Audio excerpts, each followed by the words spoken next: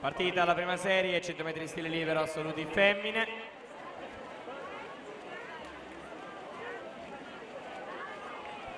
Il record della manifestazione dell'edizione 2018 della tappa di Bressanone, Laura Retrari, 55-85.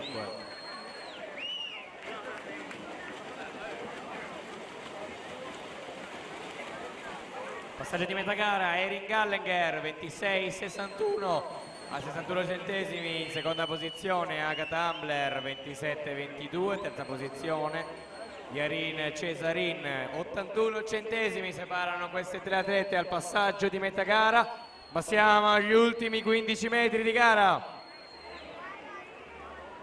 Si aggiudica questa prima serie assoluti femmine. In corsia numero 4, Erin Gallenger, 56-03. Seconda posizione, Yarin Casarin, 57-45. Terzo posto, Rebecca Meder, 57-56.